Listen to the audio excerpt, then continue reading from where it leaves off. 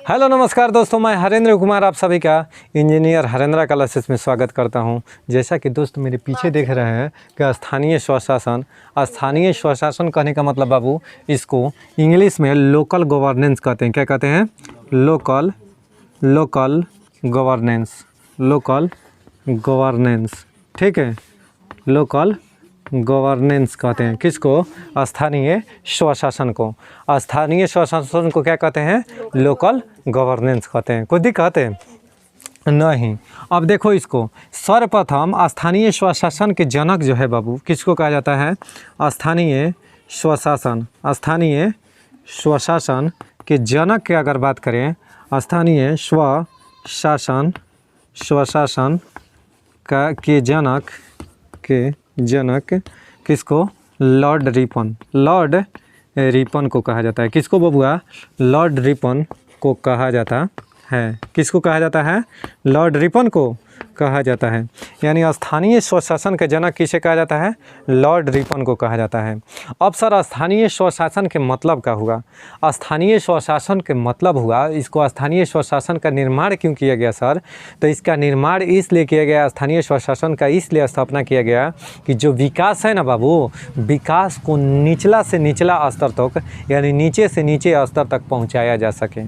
होता क्या था पहले कि जो विधायक लेवल से, अभी सोच के देखो कि अगर कोई भी फंड विधायक लेवल तक रहे तो हो सकता है कि हमारे ग्रामीण क्षेत्रों में ना पहुंच पाए, क्योंकि वो बहुत बड़ा पोस्ट हो गया। अब बहुत बड़ा आदमी हो गया तो वो अपना पूरा एरिया को देखना है। बात समझ में आ रहा है? तो इसीलिए क्या किया गया कि लोकल गवर्नेंस का स्थापना किया गया, यानी स्थानीय स्वशासन का स्थापना किया गया, ताकि जो विकास जो है ना बाबू, एकदम न्यूनतम से न्यूनतम स्तर तक, यानी गांव तक एकदम पहुंच सके। इसके लिए स्थानीय स्वशासन का निर्माण किया गया। समझ में आ गया ना बात है कि स्थानीय स्वशासन का निर्माण किस लिए किया गया? अब देखिए, यह जो है ना स्थानीय जो स्वशासन है बाबू, यह जो है यानी पंचायती राज किससे संबंधित है? स्थानीय स्वशासन से। पंचायती राज स्थानीय स्वशासन से संबंधित है। और जो पंचायती राज है ना, लोकतांत्रिक विकेंद्रीकरण पर आधारित है। जो पंचायती राज है बाबू, कौन सा? पंचायती राज। कौन सा बाबू? पंचायती राज स्वशासन की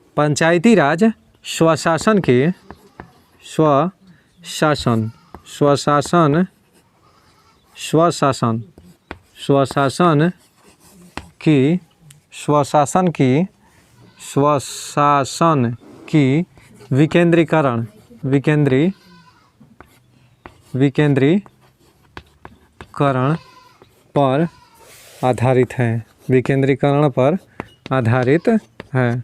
स्वशासन के विकेंद्रीकरण पर आधारित है। किस पर आधारित है बाबू? स्वशासन की विकेंद्रीकरण पर आधारित है। कौन बाबू? तब पंचायती राज। अब एक लड़का पूछा ना कि सर विकेंद्रीकरण के मतलब क्या हुआ? हमको मामला समझ में नहीं आ रहा है कि सर विकेंद्रीकरण के अर्थ क्या हुआ। तो देख बबुआ, विकेंद्रीकरण का मतलब होता है विकृत होना। क्या होना? विकृत होना। विकृत का मतलब होता है बंट जाना। क्या हो जाना? बंट जाना। यानी कोई भी पोस्ट जो है, जैसे एसपी के ऊपर होता है डीएम, एसपी के नीचे होता है डीएसपी, डीएसपी से नीचे होता है जो है ना एक क्रम दरोगा हो गया, उसके नीचे पुलिस हो गया। तो एक क्रम है ना, सीक्वेंस, यानी सबके पास अपना अपना पावर है। जैसे ले लो वार्ड सदस्य के ऊपर हो गया कौन सा? समिति से ऊपर हो गया मुखिया, और मुखिया से हो गया पूरा पंचायत सचिव का जो मुखिया होता है, उसके बाद जिला पार्षद हो गया। एक क्रम होता है ना इस प्रकार के। तो इस सत्ता के विकेंद्रीकरण है, सत्ता का विकेंद्र, यानी सब पावर एक व्यक्ति के पास न होकर अनेक अलग अलग व्यक्तियों के पास होना, यही सत्ता का विकेंद्रीकरण कहलाता है। समझ में आ गया ना बात है कि विकेंद्रीकरण का मतलब क्या हो गया? यानी पंचायती राज स्वशासन जो है बाबू, पंचायती राज स्वशासन की विकेंद्रीकरण पर आधारित है। किसके? स्वशासन की विकेंद्रीकरण, यानी लोकतांत्रिक विकेंद्रीकरण पर आधारित है। ये भी लिख सकते हैं। लोकतांत्रिक, कौन सा? लोकतांत्रिक विकेंद्रीकरण पर आधारित है। कौन सा? पंचायती राज व्यवस्था। कौन सा? पंचायती राज व्यवस्था।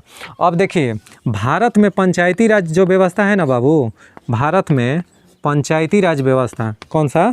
पंचायती राज व्यवस्था व्यवस्था किस भाग में है का उल्लेख भाग 9 में, भाग 9 में किया गया है। पंचायती राज व्यवस्था का उल्लेख किस भाग में बाबू? भाग 9 में किया गया है। और 243 से 243 के तक नहीं, वो तक, यानी भारत में पंचायती राज व्यवस्था का उल्लेख भाग 9 में किया गया है। ठीक। अब पंचायती राज व्यवस्था का उल्लेख पंचायती राज व्यवस्था का उल्लेख अनुच्छेद कितना से? 243 से 243 के कहाँ तक? ओ तक किया गया है। ध्यान से देखना, ओ तक किया गया है, यानी पंचायती राज व्यवस्था का उल्लेख अनुच्छेद 243 से 243 के ओ तक किया गया है। कोई डाउट है? यहाँ तक समझ में आ गया ना सारा पॉइंट कि पंचायती राज व्यवस्था क्या है? नोट डाउन कीजिए। देखिए दोस्त, अगर पूछेगा कि ये तो हो गया कि भारत में पंचायती राज के जनक किसे कहते हैं? लॉर्ड रिपन को। लेकिन भारत में पंचायती राज व्यवस्था जो है ना बाबू, भारत में पंचायती राज व्यवस्था यानी पंचायती राज दिवस के रूप में कब मनाया जाता है बाबू? अगर पूछेगा कि भारत में पंचायती राज दिवस कब मनाया जाता है, तो भारत में 24 अप्रैल को प्रतिवर्ष चलिए दोस्त, भारत में 24 अप्रैल को प्रतिवर्ष पंचायती राज दिवस पंचायती राज दिवस मनाया जाता है। पंचायती राज दिवस मनाया जाता है। भारत में पंचायती राज व्यवस्था के त्रिस्तरीय स्वरूप, कौन स्तरीय? त्रिस्तरीय स्वरूप किसके द्वारा बाबू? तो बलवंत राय मेहता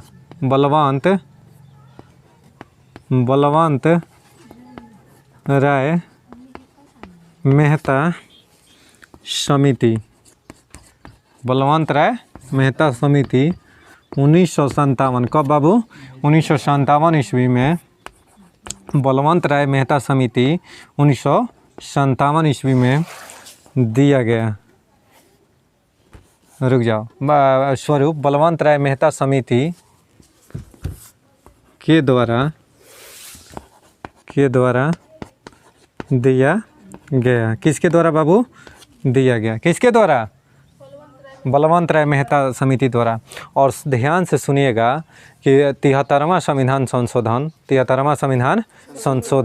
1992 यह किससे संबंधित है? पंचायती राज व्यवस्था से। किससे? पंचायती राज व्यवस्था से। नहीं तो ध्यान से सुनिएगा कि 73वां संविधान संशोधन में हुआ था क्या बाबू? 73वां संविधान संशोधन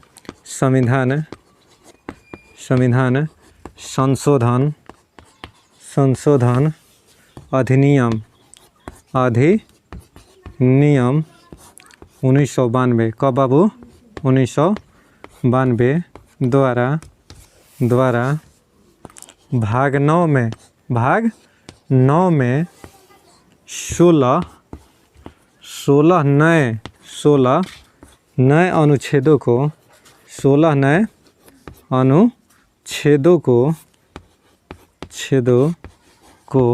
जोड़ा गया। 16 नए अनुच्छेदों को जोड़ा गया। समझ में आ रहा है बात ना?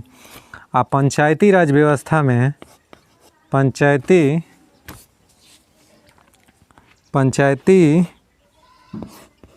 राज व्यवस्था व्यवस्था व्यवस्था में पंचायतों के लिए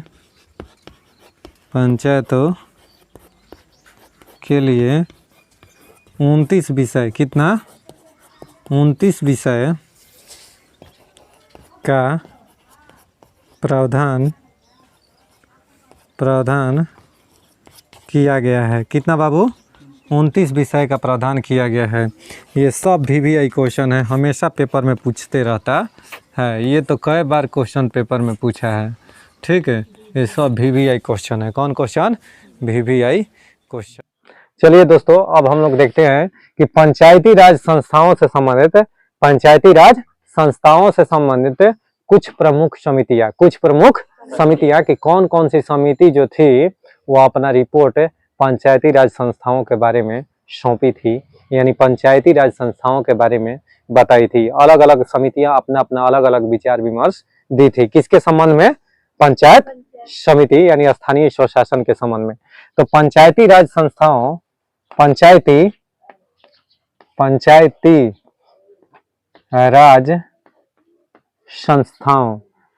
राज संस्थाओं से संबंधित कुछ महत्वपूर्ण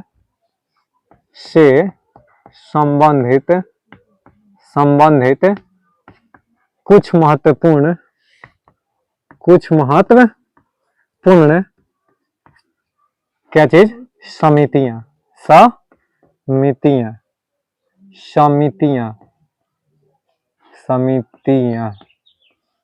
ठीक है। कुछ महत्वपूर्ण समितियां, जैसे सर पहला के बात किया जाए तो बलवंत राय मेहता समिति। कौन बाबू? बलवंत राय मेहता समिति। यह कब दिए थे बलवंत राय मेहता समिति अपना रिपोर्ट? 1957 में। कब बाबू? 1957 में। अब बलवंत राय मेहता समिति 1957 में दिए थे ना, तो इन्होंने क्या बताया था कि पंचायतों का त्रिस्तरीय रूप दिया था। क्या चीज? पंचायतों का त्रिस्तरीय रूप किसने दिया था? तो बलवंत राय मेहता ने, ठीक है। यानी बलवंत राय मेहता जो कमेटी था बाबू, पंचायतों के लिए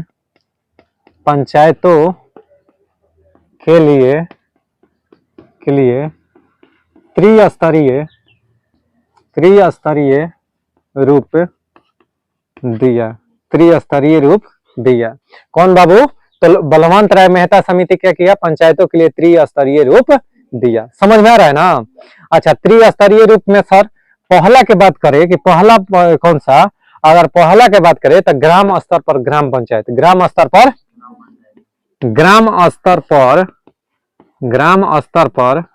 ग्राम पंचायत होता है ना बाबू, ग्राम स्तर पर ग्राम पंचायत। अच्छा सर, दूसरा कौन सा? तो सर मध्यवर्ती स्तर पर ब्लॉक पंचायत या ब्लॉक समिति। मध्यवर्ती स्तर पर ब्लॉक पंचायत या पंचायत समिति। मध्यवर्ती स्तर पर ठीक, पंचायत ब्लॉक पंचायत या पंचायत समिति या पंचायत समिति। बात समझ में आ रहा है कि नहीं? यानी बाबू ग्राम स्तर पर ग्राम पंचायत, मध्यवर्ती स्तर पर ब्लॉक पंचायत, उच्चतर स्तर एक आता है। कौन सा बाबू? उच्चतर स्तर। कौन सा? उच्चतर स्तर पर। कौन स्तर पर? उच्चतर स्तर पर या उच्चतम स्तर पर जिला परिषद। कौन बाबू? जिला परिषद होता है कि नहीं? परिषद। ध्यान से सुनना, बलवंत राय मेहता समिति कब अपना रिपोर्ट दिए थे बाबू? 1957 में। ये इतना बार पेपर में पूछा है, बलवंत राय मेहता समिति ने अपना रिपोर्ट कब दिया था? 1957 में। अब देखो, ये बीपीएससी का क्वेश्चन है। कौन सा बाबू? बीपीएससी का क्वेश्चन है। ये जो दोनों है ना, यह बीपीएससी में आया हुआ क्वेश्चन है, पिछला बार देख लेना पेपर कौन सा, तो 68वीं बीपीएससी का देख लेना पेपर तुम लोग उसमें जरूर पूछा हुआ है।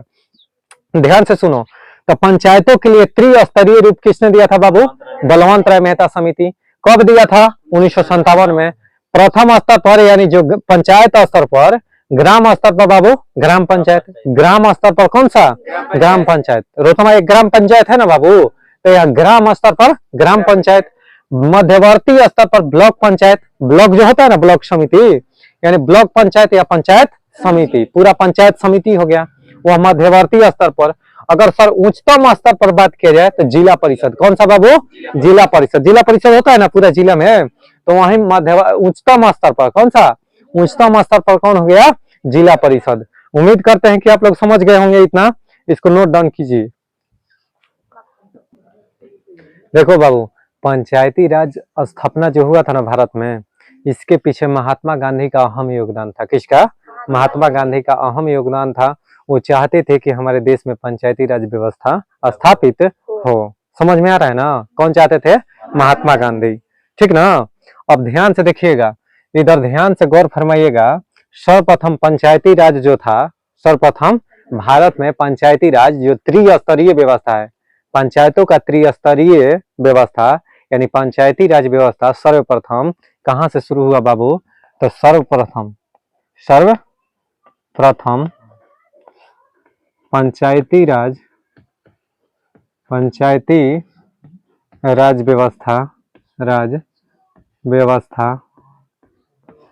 व्यवस्था पंडित जवाहरलाल नेहरू। कौन? पंडित जवाहरलाल नेहरू। पंडित जवाहरलाल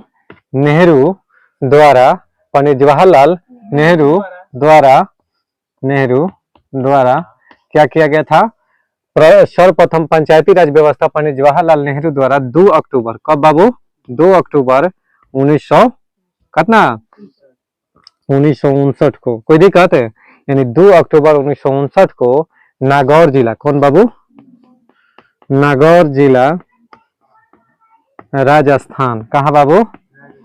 राजस्थान।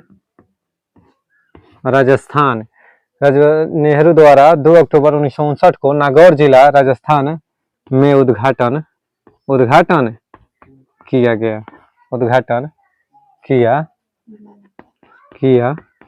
गया। यानी पंचायती राज व्यवस्था के अगर पूछा जाए कि कहां से शुरू हुआ था बाबू, सर्वप्रथम तो 2 अक्टूबर 1959 को नागौर जिला राजस्थान से। किसने शुरू किया था बाबू? तो महात्मा गांधी नहीं बाबू, पंडित जवाहरलाल नेहरू। कौन? पंडित जवाहरलाल नेहरू। कोई दिक्कत है? अच्छा बाबू आ जाओ तो तनी लाइन पर हो ना, आओ धरिये रहो, धरियोगे तबे ना फरियाओगे। कौन? फूल बरसाओ, कैसे गाना है? तुम लोग भूल गया? मेरा महबूब आया है, तब महबूब जिला। कौन जिला? महबूब जिला। यानी कहने का मतलब तुम लोग ना गाने याद करता है ना प्रश्न याद करता है। 11 अक्टूबर 1959 ईस्वी को 1959 ईस्वी को, ठीक है, 11 अक्टूबर 1959 ईस्वी को, ध्यान से सुनना, महबूब जिला, कौन सा? महबूब जिला कहाँ है बाबू? आंध्र प्रदेश। कहाँ? आंध्र प्रदेश में दूसरी बार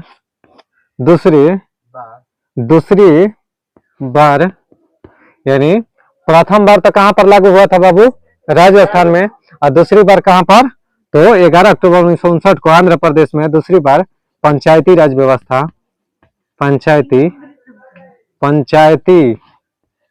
व्यवस्था राज व्यवस्था लागू हुआ। यानी अगर पूछा जाए कि पहला स्थान पर कहाँ? राजस्थान में। कौन जिला? नागौर जिला। दूसरा स्थान पर बाबू आंध्र प्रदेश के महबूब जिला।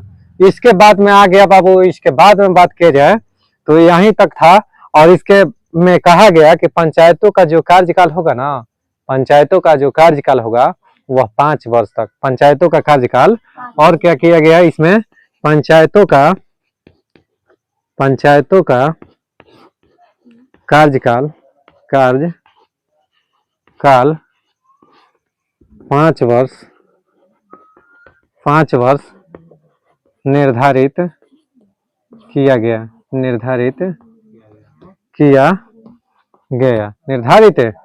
गया कोई डाउट है? अगला है इसके बाद में बाबू अशोक मेहता समिति। कौन सा? अशोक मेहता समिति। इतना नोट डाउन करो। चलो बाबू, अगला है बाबू हमारा कौन सा? अशोक मेहता समिति। कौन बाबू? अशोक मेहता समिति। ऐसा ही कह रहे थे तो एक लड़का कहा कि हमारे बाबू का अशोक मेहता समिति नहीं है सर। कौन बाबू? तो अशोक मेहता समिति। अशोक मेहता समिति, ठीक है। ध्यान से सुनिएगा, किसी का दादा के नाम होके चाहे कोई, अशोक मेहता समिति। अशोक मेहता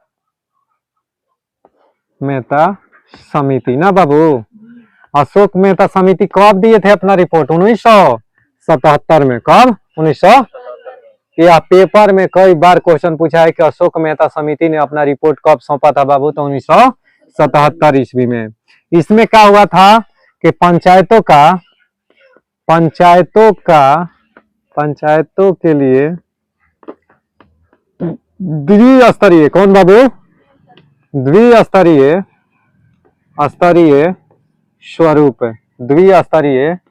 स्वरूप किसने दिया था बाबू? हमार द्विस्तरीय स्वरूप अशोक मेहता समिति ने दिया था। कौन? अशोक मेहता समिति। और क्या किए थे सर पंचायतों के लिए?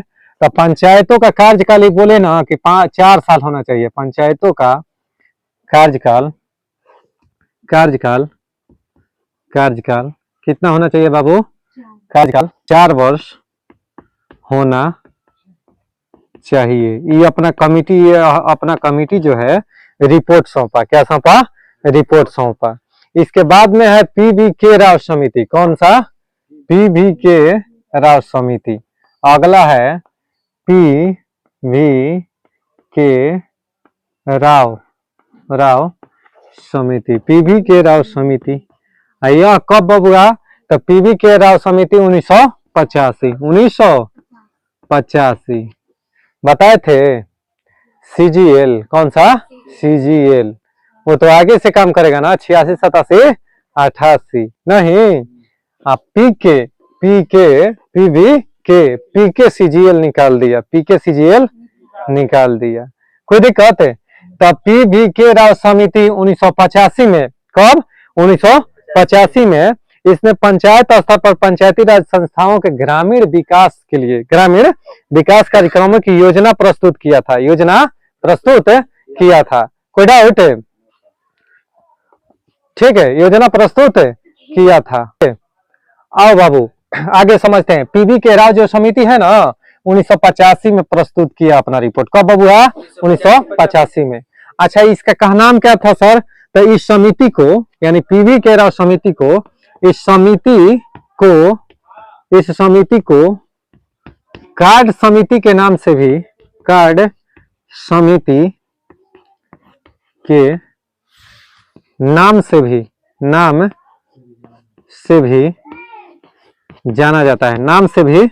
जाना जाता है।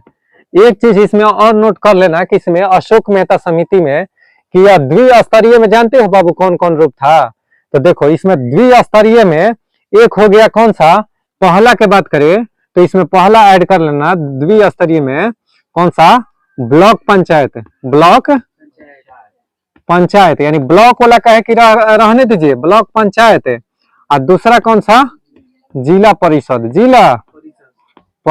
कह रहे थे ना कि ग्राम स्तर पर जो ग्राम पंचायत नहीं होता है उसको समाप्त कर दो उसको। इसीलिए अपने हिसाब से दो ही स्तर रखे। अब ध्यान दीजिएगा, PV राव समिति को, इस समिति को कार्ड समिति के नाम से भी जाना जाता है। कार्ड समिति के नाम से भी जाना जाता है।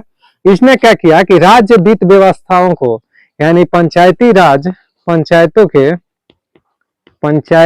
के वित्त व्यवस्था माने पैसा के लेन देन के लिए वित्त व्यवस्था को सुदृढ़ सुदृढ़ करने के लिए करने के लिए क्या किए थे कि एक वित्त आयोग के गठन का प्रावधान किए थे। गठन का प्रावधान। इसने क्या कहा था ना कि पंचायतों के वित्त व्यवस्था को सुदृढ़ करने के लिए एक वित्त आयोग होना चाहिए। कौन से समिति दिया था बाबू यह रिपोर्ट में अपना? तो पीवी के राव। कब बाबू? 1985 में।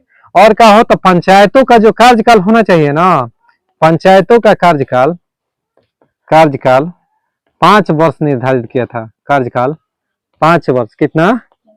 5 वर्ष निर्धारित किया था। बोले थे कि इतना होना चाहिए, निर्धारित किया था। कौन समिति? पीवी के राव समिति। ठीक है। एल.एम. सिंघवी समिति। कौन बाबू? आगे हम लोग पढ़ेंगे। एल.एम.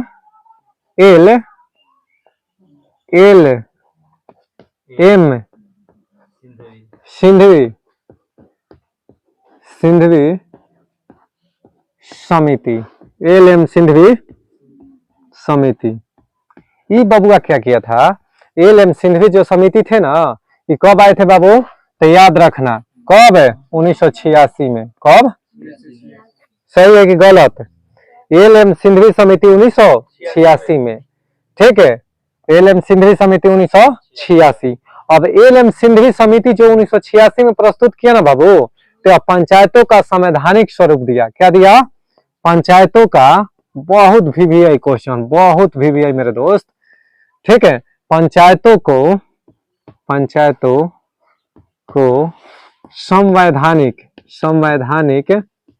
संवैधानिक स्वरूप किसके द्वारा दिया गया बाबू? स्वरूप दिया गया। पंचायतों के लिए संवैधानिक स्वरूप किसके द्वारा दिया गया? एल.एम. सिंघवी समिति के द्वारा। एल.एम. सिंघवी समिति के द्वारा। कोई डाउट? थुंगन ना थुंगन। देखिए दोस्त, अगला है कौन सा? पीके थुंगन समिति। कौन सा? थुंगन समिति। पीके थुंगन समिति। आई बबुआ कब रिपोर्ट दिया? 1988 में। कब हो गुरु? 1988 में। यानी पीके थुंगन समिति अपना रिपोर्ट कब प्रस्तुत किया था? 1988 में। और 1988 में रिपोर्ट प्रस्तुत किया था ना, तो इसने कहा था ना कि पंचायत जो है ना, राज्य सरकार के अधीन ना होकर संघ सरकार के अधीन होना चाहिए। इसने क्या कहा बाबू कि राज्य सरकार पंचायती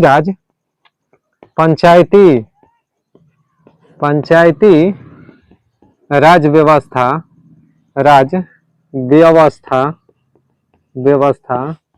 संघ सरकार के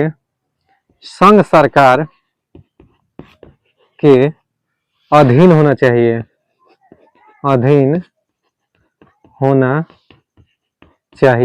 संघ सरकार के अधीन होना चाहिए।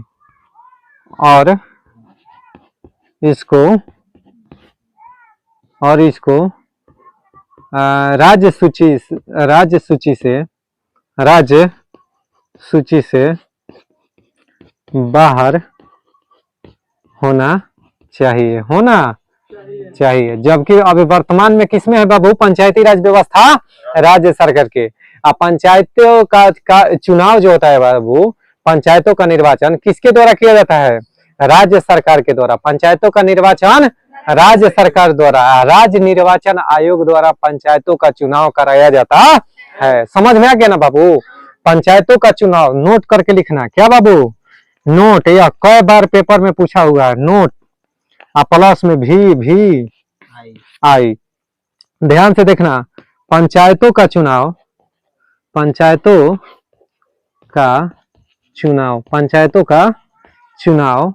राज्य निर्वाचन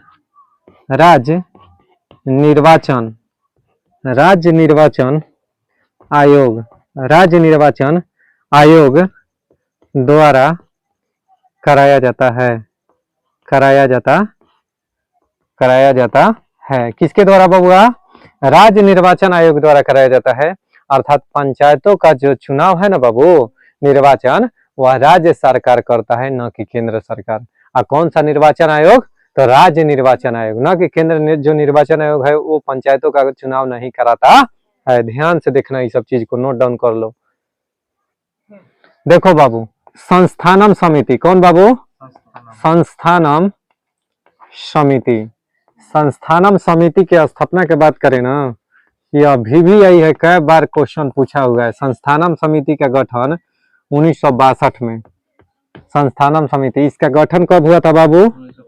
इसका गठन 1962 ईस्वी में, 1962 ईस्वी में हुआ था। 1962 ईस्वी में हुआ था, ठीक। और यह क्या कार्य करता है बाबू? अगर कार्य पूछ दे तो इसका कार्य है कि सरकारी विभाग, सरकारी विभागों में भ्रष्टाचार को रोकना एवं उपाय बताना, रोकथाम का उपाय बताना। यानी कहने का मतलब हुआ कि संस्थानम समिति का गठन कब हुआ था? 1962 में। और सरकारी विभागों में भ्रष्टाचार, यानी जो लूट खसोट होता है, जो भ्रष्टाचार होता है, उसका रोकथाम और उपाय किसने बताया था? संस्थानम समिति। कौन सा समिति? संस्थानम समिति। यही समिति आगे चलकर, यही समिति, कौन समिति? यही समिति आगे चलकर बाबू हमार, आगे चलकर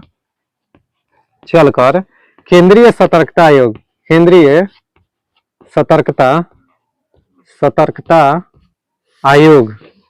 सतर्कता आयोग अर्थात CVC, सेंट्रल, कौन सा? Central vigilance commission, central vigilance commission, central vigilance commission. यही समिति आगे चलकर केंद्रीय सतर्कता आयोग यानी सेंट्रल विजिलेंस कमीशन बन गया। और इसका स्थापना किसका बाबू? और इसका स्थापना कब हुआ? सेंट्रल विजिलेंस कमीशन का 1964 में। कब? 1964 ईस्वी में हुआ। 1964 ईस्वी में हुआ। यानी सेंट्रल विजिलेंस कमीशन की स्थापना के बात किया जाएगी, कब हुआ था बाबू? 1964 में। कब? 1964 में। इससे पहले यह किस समिति के नाम से जाना जाता था? तो संस्थानम समिति, ठीक। तो देखो बाबू, ये जो प्रमुख समिति है ना, पंचायती राज समिति और वर्ष। तो पंचायती राज समिति में CH हनुमंता राव समिति कब बाबू आया था? 1984 में। और GV के राव बाबू तो 1985 में। कब बाबू? 1985 में। और सिंधवी समिति कब? 1986 में। आई अशोक राय मेहता समिति कब? बलवंत राय मेहता समिति 1957 में। अब बता दो, अशोक मेहता समिति कब? 1977 में। 1977 में। ये एकदम माइंड पर होना चाहिए तुरंत, कोई दिक्कत है? ठीक सर। इसका याद क्या है दोस्त? तो याद रखना, ये तीनों का जो ट्रिक है ना, इसका ट्रिक है CGL। कौन सा? CGL। ये क्या है बाबू? ट्रिक है। सी से कौन सा हो गया? CH हनुमंता राव समिति कब? 1984। जी से GV के राव समिति 1985। एल से LN सिंधवी समिति कब? 1986 ना। CGL हो गया। अरे ट्रिक समझ गया मेरे दोस्त? कौन सा है? CGL। कौन सा? CGL। 1984, 85, 86। अब बलवंत राय मेहता समिति 1900, अशोक मेहता समिति 1900। अब ध्यान से देखना है, एगो ध्यान से, बहुत VVI क्वेश्चन है। दिनेश गोस्वामी समिति, दिनेश गोस्वामी समिति, दिनेश गोस्वामी समिति का संबंध चुनाव सुधारों से है। चुनाव सुधारों